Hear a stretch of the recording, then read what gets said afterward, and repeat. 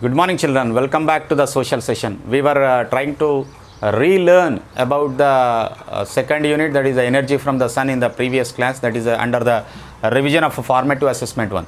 So we have seen under the energy from sun two important concepts like radiation and insolation. So we also have learnt about the factors which influence the distribution of temperature on the earth. So this is radiation. We defined radiation as any body which gives out energy is called as radiation, and insolation means incoming solar radiation is called as the insolation. Incoming solar radiation, we call it as insolation. And the difference between weather and climate also we try to understand. The difference between weather and climate is when you express the elements of weather for a shorter period of time.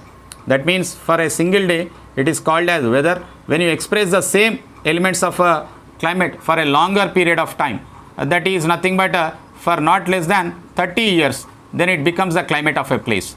That means the averages of the weather are taken into consideration in order to prepare the climate of a place, whereas the weather is the day-to-day expression of the elements of climate. Like what are the elements of climate? Temperature, wind, pressure, and humidity and rainfall.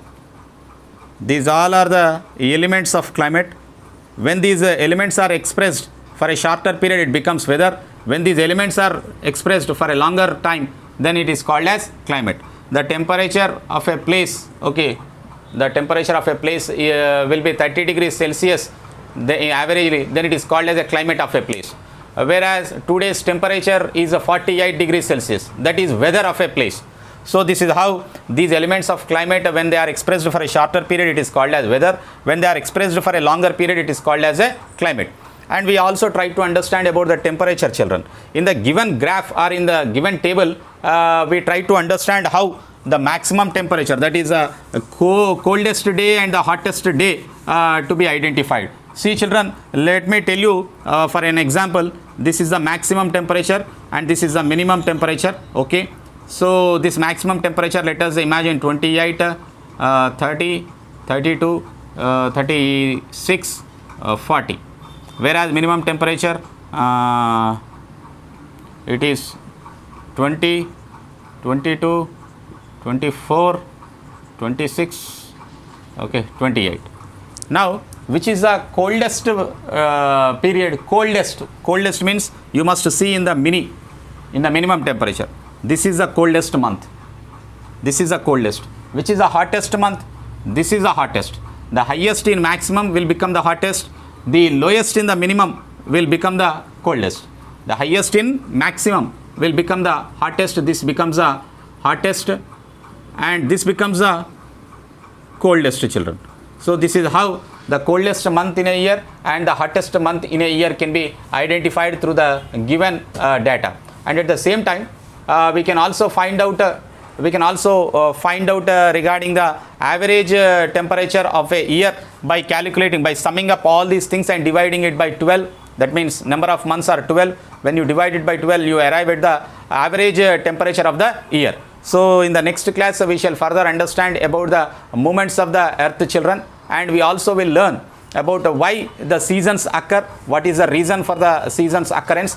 There are 4 factors we have learned regarding the occurrence of seasons. One was the rotation of the earth, children. The second one was the revolution of the earth, and third one was the curvature of the earth, curvature, that means earth sphere, curvature of the earth. And fourth one is the earth tilt. Earth is tilting. What is the earth tilt? 23.5 degrees is the earth tilt, and these are the 4 reasons for the occurrence of the seasons which we shall see. And where the sun rises or the sun rays fall almost obliquely on the earth's surface during the months of March and December, and in the September and June, in which areas the sun's rays fall almost at 90 degrees also we shall see under the movements of the earth around the sun. Thank you, children. We shall see in the next class.